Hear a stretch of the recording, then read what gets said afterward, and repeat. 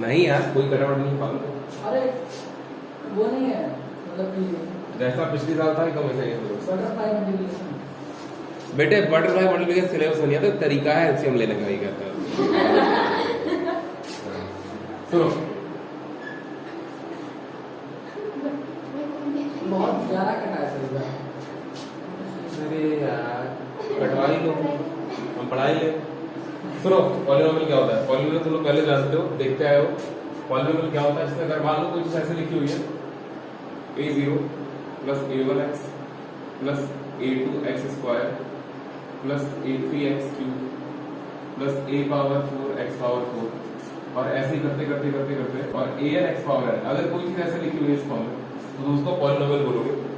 जहाँ पे a0 a1 a2 क्या है, तो ये सब कांस्टेंट है। a0 a1 a2 ये सारी की सारी चीजें कांस्टेंट है। a पावर an ये सब कांस्टेंट है।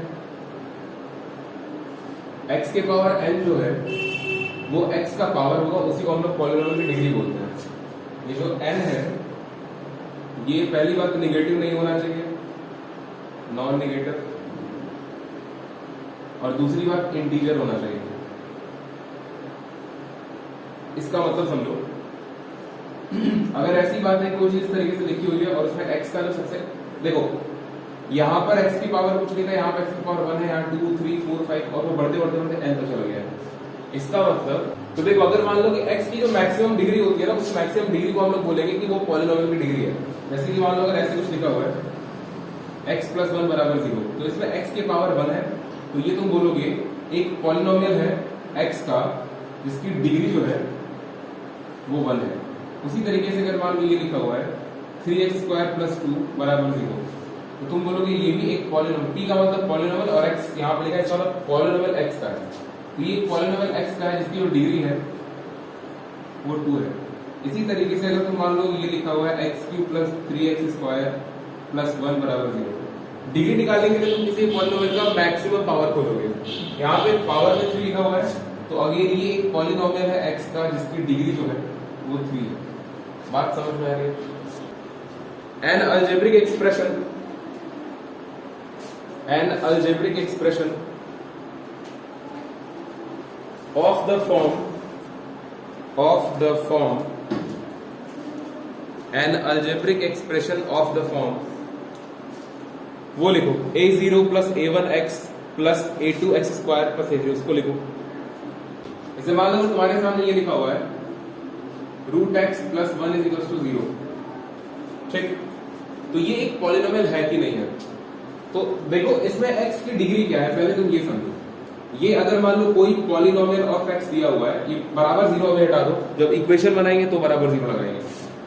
अगर मान लो कोई पॉलिनोमियल दिया हुआ है px √x + 1, तो ये पॉलिनोमियल है कि नहीं है ये पता कर, जब भी तुमको पॉलिनोमियल पूछो तो x की डिग्री चेक करो। इसमें x की डिग्री तुम देखोगे तो रूट का मतलब 1/2 होता है पावर में, और +1, ठीक है?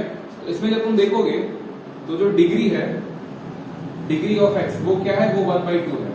1/2 देखो, जब तुम पॉलिनोमियल का डेफिनेशन लिख रहे थे तो उसमें जो डिग्री थी x की n, वो दो चीज नहीं होनी चाहिए थी। पहला वो नॉन निगेटिव होना चाहिए था, मतलब वो निगेटिव नहीं होना चाहिए था, और दूसरा वो इंटीजर होना चाहिए था। यहां पर जो 1/2 है ये इंटीजर नहीं है, ये क्या है, ये एक फ्रैक्शन है। बात समझ आ रही है? ये एक फ्रैक्शन है, मतलब कि ये एक नॉन इंटीजर है। इंटीजर क्या होता है? 1 2 3 4 5 6 0 1 2 3 4 5 6 और -1 -3 -4 -5। क्या बंद हो गया? वो चल रहा है, स्क्रीन ऑन है।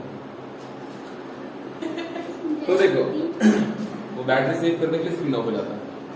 तो देखो क्या होता है कि अगर मान लो कहीं भी तुमको x के पावर में एक्सपोनेंट जो है x का, वो अगर तुमको फ्रैक्शन दिखाई दे रहा है 1/2 3/2 5/2 -3/2 ऐसे दिख रहा है, तो फिर इसका मतलब कि वो पॉलिनोमियल नहीं होगा।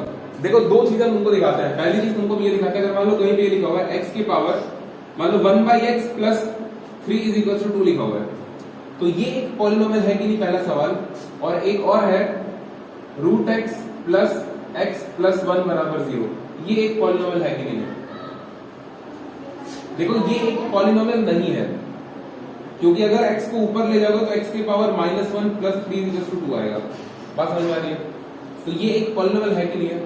नहीं है। क्यों? क्योंकि जो डिग्री है निगेटिव हो गई, ये निगेटिव हो गई, इसीलिए ये एक पॉलिनोमियल नहीं है।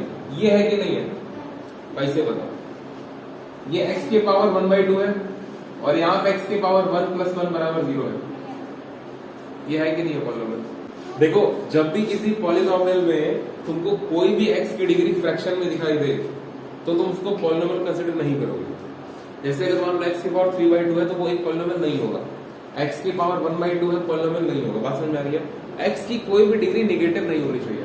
तो उसको कन्वर्ट कर सकते हो स्क्वायर वगैरह करके, लेकिन स्क्वायर करने के बाद फिर सवाल बदल जाता है। जैसे कि ये वाला जो क्वेश्चन है ना, तुम इसको सॉल्व कर सकते थे इसमें स्क्वायर करके, दोनों साइड इक्वेशन दिया होता तो स्क्वायर कर लेते, फिर आंसर आ जाता। लेकिन वहां पे सवाल बदल जाएगा। अभी यहाँ पे बराबर 0 नहीं लिखा हुआ है। x की कोई भी डिग्री नेगेटिव नहीं होनी चाहिए, पहली बात। दूसरी बात, x की कोई भी डिग्री फ्रैक्शन में नहीं होनी चाहिए। बात खत्म। आ रही बात समझ में? तो ये एक पॉलिनोमियल नहीं होगा। उसी तरीके से अगर मान लो ये लिखा हुआ है x के पावर 3/2 प्लस x के पावर 1/2 प्लस 1/, ये नहीं होगा। एग्जाम्पल लिखो x + 1 = 0। दूसरा एग्जाम्पल लिखो। पहला एग्जाम्पल x + 1 = 0, दूसरा लिखो 2x² + 3। हाँ, x + 1 = 0, दूसरा लिखो 2x² + 3, तीसरा लिखो 5x³ - x, 5x³ - x। अगला लिखो ax² + bx, ax² + bx + 1। ये सारे के सारे पॉलिनोमियल हैं, ठीक है। और अब एक फिर से एग्जाम्पल डालो और दो चीजें और लिखो √x + 3 is not a polynomial. उसके बाद देखो 1/x + 3 is not a polynomial. अगला लिखो 1/x² - 1/x - 1/x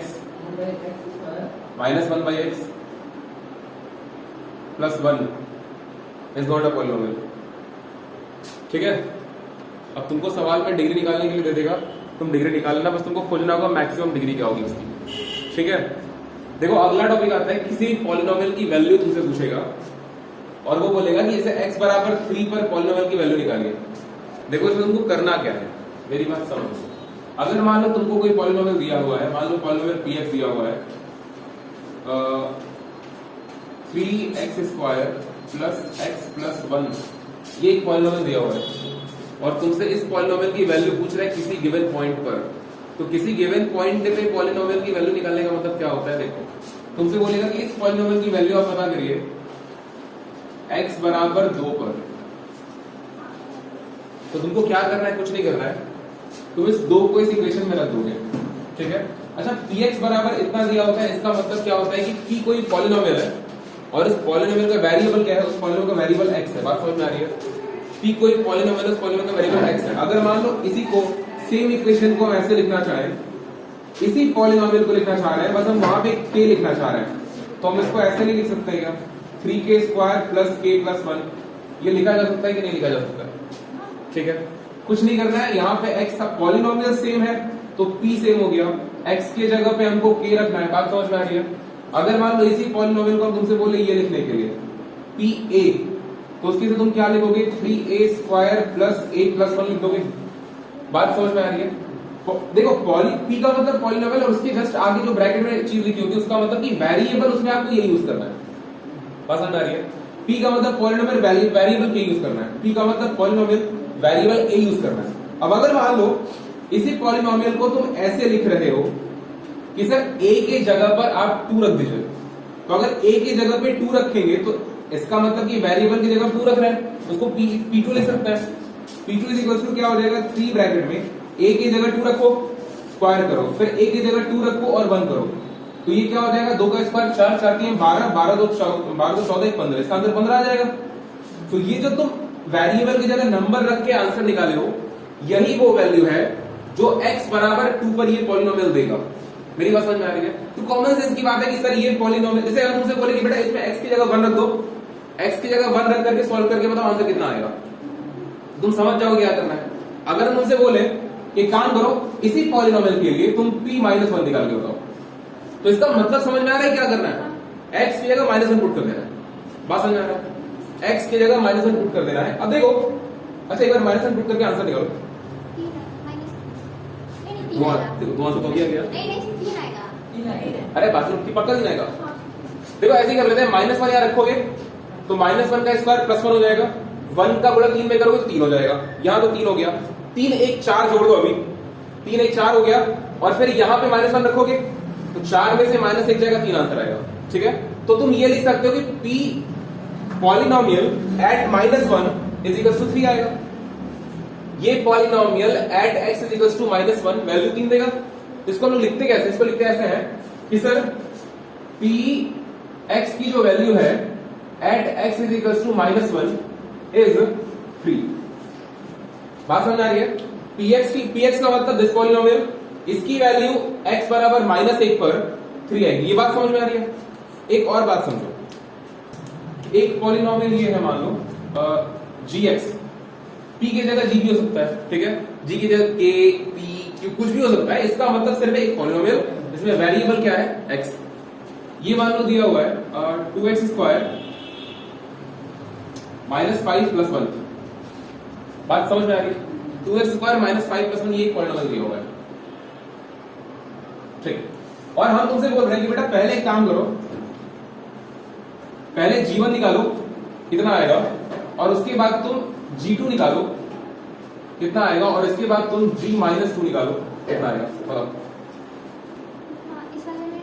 g1 कितना आएगा? 4 आएगा। अच्छा g1 निकालने के लिए क्या करेंगे, 2 ब्रैकेट में 1 का स्क्वायर, यहां 1 रखना है ना x की जगह पे, 2 ब्रैकेट में 1 का स्क्वायर -5 + 1। अच्छा ये माइनस, यहाँ पे x छूट गया बेटा, एक सेकंड, यहाँ पे x छूट गया।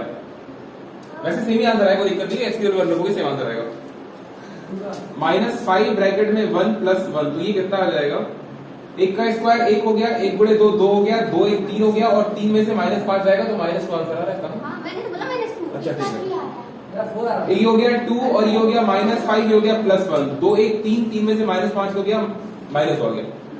यहाँ पे तुम जब g2 रखोगे तो ये क्या हो जाएगा, 2 ब्रैकेट में 2 रखना है x की जगह पे, इसका स्क्वायर -5 ब्रैकेट में 2 + 1, ये 2 का स्क्वायर 4 हो गया, 4 दूनी 8 हो गया, और 5 दूनी 10 हो गया, और प्लस 1 हो गया। ये कितना हो गया, 8 1 9 -10 बराबर -1। सही है ना? अरे बोलो। उसके बाद -2 रखना है यहाँ पे, तो 2 ब्रैकेट में -2 का स्क्वायर -5 ब्रैकेट में -2 और +1, ये अगेन -2 का स्क्वायर कितना हो गया, 4 हो गया, माइनस का स्क्वायर प्लस 2 का स्क्वायर 4, 4 दूनी 8 और 1, ये हो गया माइनस माइनस प्लस, 5 दूनी 10 और प्लस 1, 8 1 9 और 19। बात समझ आ रही है? इसकी ये प्लस है यहाँ पे -5, इसकी वैल्यू तुमको निकालनी है एट x बराबर 2 पे निकालो, x बराबर -2 पे निकालो, x बराबर -3 पे निकालो, 2 + 2 + 3 -2 और एक वैल्यू और निकालो x बराबर -3 पर। हाँ, एक बार +2 -2 और एक बार +3 -3। चलो देखो -2 पे कितना आ रहा है, g की वैल्यू -2 रखोगे, -2 का स्क्वायर करोगे तो ये 4 हो जाएगा, 6 4 10 हो जाएगा, -2 गुणे -5 प्लस 10 हो जाएगा, तो 10 और 10 20 हो जाएगा।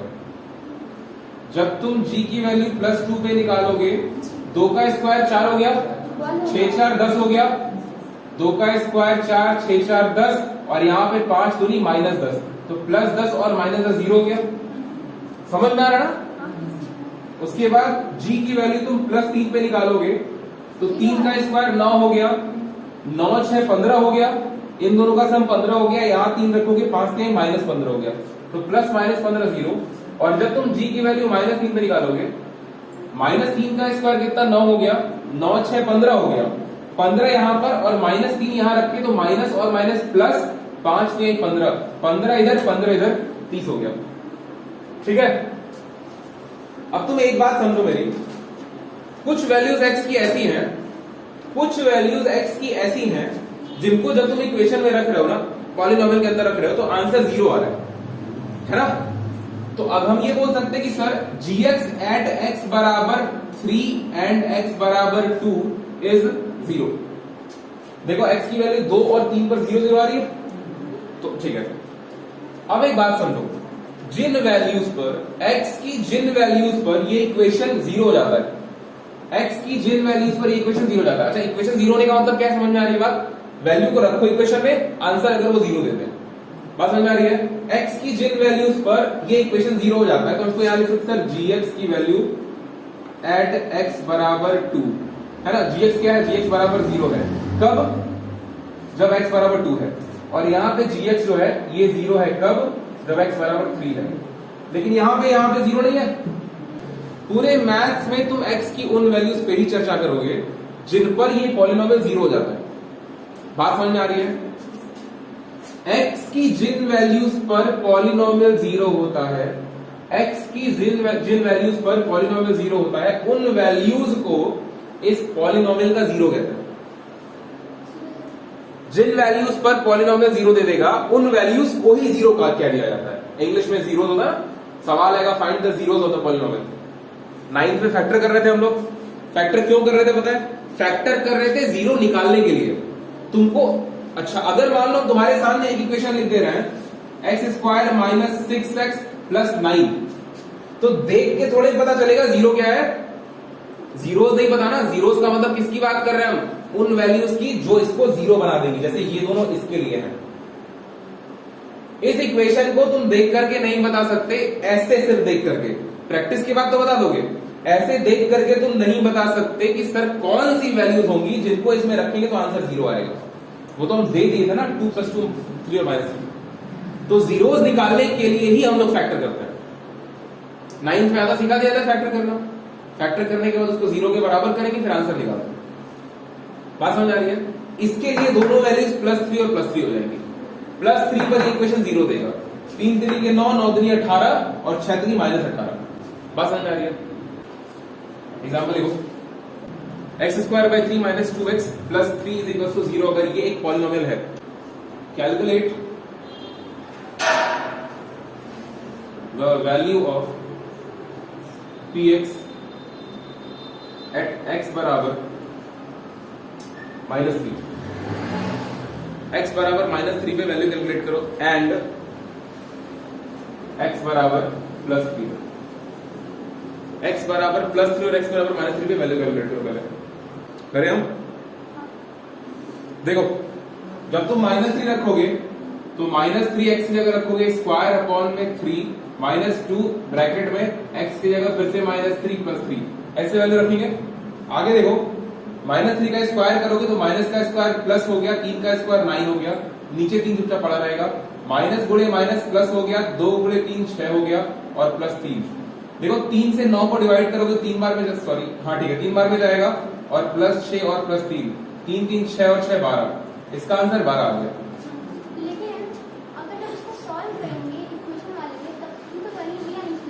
अभी तो वैल्यू इक्वेशन वाले मतलब बेटा वैल्यू तो तब वो आएगी ना जब उसका 0 होगा। बराबर 0 करके ना, तो बराबर 0 करोगी तो इसका मतलब कि तुम वो वैल्यू फाइंड कर रही हो जिस पर ये इक्वेशन 0 हो गया, तो इससे जीरोस निकलेगा। फैक्टर करके निकालोगे तो इससे जीरोस आएगा ना। 3 रखो, हम समझा रहे इस बात को। 3 रखो यहाँ पे, तो 3 का स्क्वायर अपॉन में 3। इक्वेशन बना के सॉल्व कर लेंगे, इक्वेशन बना के सॉल्व करना ही नहीं था। फिर 2 ब्रैकेट में x की वैल्यू 3 रखोगे +3, इसको सॉल्व करो। 3 का स्क्वायर 9 अपॉन में 3, 3 दूनी 6 हो गया और +3, 3 से 9 काटो 3 बार में घटेगा, -6 + 3, 3 3 ऐड करो 6 हो गया और -6 बराबर 0। अब बात को समझो, बात को तुमको ये समझना है कि x की हम तुमको 2 अलग अलग वैल्यूज देते हैं, एक +3 और एक -3। तुम जब -3 पे रखे तो आंसर 12 आ रहा है, तो इसका मतलब कि px की वैल्यू 12 आ रही है कब? एट x बराबर -3। और इसका मतलब कि px की वैल्यू 0 आ रही है एट x बराबर 3। हम तुमसे बोले थे कि जो वैल्यू रखने पर इक्वेशन 0 हो जाएगा उसी वैल्यू को जीरोस बोलेंगे। जिस वैल्यू को रखने पे इक्वेशन जीरो होगा उसी वैल्यू क्या बोलोगे, जीरो बोलोगे। तो क्या -3 रखने पे इक्वेशन जीरो हुआ है? नहीं हुआ है। सिंस एट x बराबर -3 px जो है वो जीरो नहीं हुआ है। लेकिन यहां पे देखो एट x बराबर 3 जो px की वैल्यू थी वो जीरो हो गई। बात समझ आ रही है? तो इसका मतलब px का जीरोस कौन है, +3 या -3? +3। क्यों? क्योंकि +3 पर आंसर जीरो आ रहा है। इसीलिए 3 इज इसी को रूट भी कहते हैं, ठीक है, इसी को रूट भी कहा जाता है। जीरोस और रूट बात एक ही होती है। तुम जिसको जीरोस कहोगी उसी को रूट्स भी कहते हैं। बात समझ में आ रही है?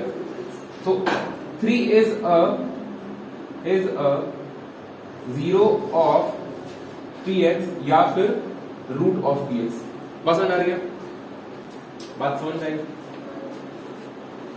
अगर तुमको पता करना है कि इक्वेशन के जीरोस कौन से हैं तो तुम्हारे पास दो तरीके, या तो फैक्टर कर लो जो कि अगला टॉपिक है। इस टॉपिक में तुमको वैल्यूज दिए रहेंगे और उन वैल्यू से तुमको फाइंड करना पड़ेगा रख करके इक्वेशन में रख करके ट्राई करोगे।